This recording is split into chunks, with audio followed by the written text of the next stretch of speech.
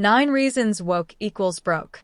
Competition is normal. It focuses on shareholders/investors. In 1970, famed economist Milton Friedman wrote that there is one and only one social responsibility of business: to use its resources and engage in activities designed to increase its profits so long as it stays within the rules of the game, which is to say, engages in open and free competition without deception or fraud. Over the next 44 years, American business focused on shareholders. Their European counterparts did not. Across the pond, Europeans embrace stakeholder capitalism, which is something of a misnomer since it isn't capitalism at all. It's a theory propagated by Klaus Schwab and the World Economic Forum that holds that the purpose of a corporation is to maximize value for all stakeholders, community members, activist groups, nonprofits, government agencies, etc., not just shareholders. Stakeholder capitalism. American capitalism produced superior stock market returns and broad-based societal gains. The U.S. GDP has grown 16 times since 1975, compared to Europe has grown just 11 times. Per capita income tells a similar story, with U.S. per capita income dwarfing Europe by a ratio of almost 2-to-1. Improving people's fortunes wasn't enough for many progressive institutions.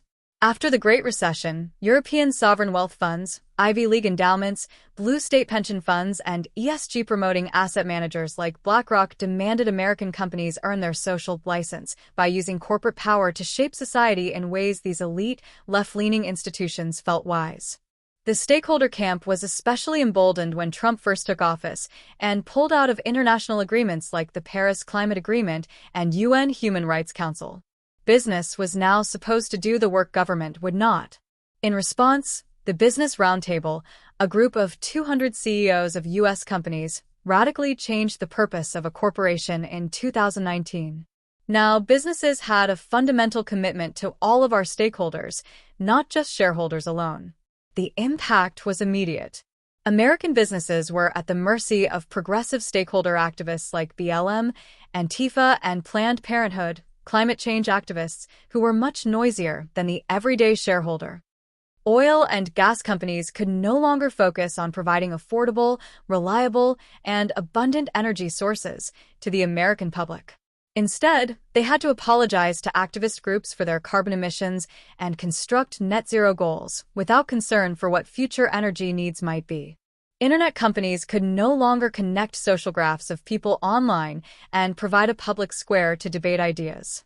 Now, they were forced to apologize for misinformation and hate speech on their platform, the definition of which varied depending on the political cause du jour. Consumer companies, from beer companies to entertainment powerhouses to retailers, could no longer simply advertise their wares.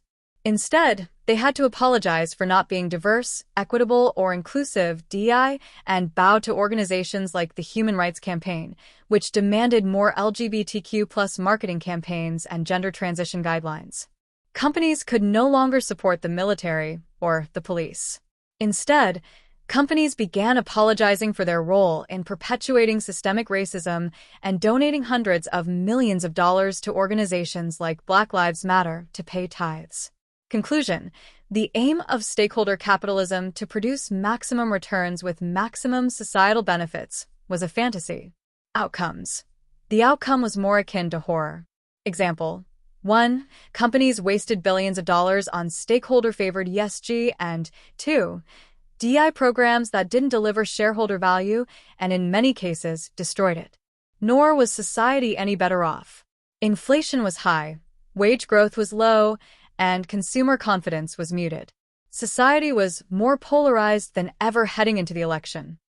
The Democratic Party embraced a worldview of hyperpolitical correctness, condescension, and cancellation, and supported diversity statements for job applicants and faculty lounge terminology like Latinx and BIPOC. This alienated the country. Companies choose freedom instead of a fantasy. Companies are beginning to unshackle themselves from the burdens of stakeholders. Unpopular programs like ESG and DEI were already on life support before Trump's election. Now the plug is being pulled. Trump signaled that he would eliminate ESG considerations in retirement plans and clamp down on ESG shareholder proposals. Companies like Tractor Supply, Harley-Davidson, and Miller Coors have already eliminated their ESG and DEI programs. And they did so without apology.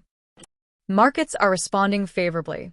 American capitalism is again on the rise. The old ways of doing business are new again. Reference https://www.foxnews.com/opinion/go woke go broke real. It's time American businesses get back basics.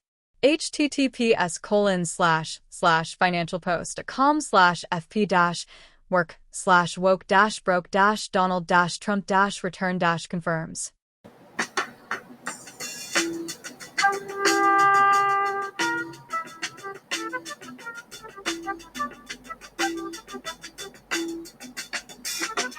You will not be able to stay home, brother.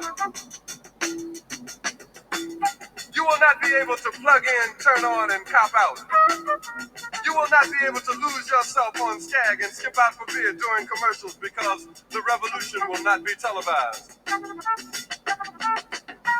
The revolution will not be televised. The revolution will not be brought to you by Xerox in 4 parts without commercial interruptions. The revolution will not show you pictures of Nixon blowing a bugle and leading a charge by John Mitchell, General Abrams, and Spyro Agnew to eat hog maws confiscated from a Harlem sanctuary. The revolution will not be televised.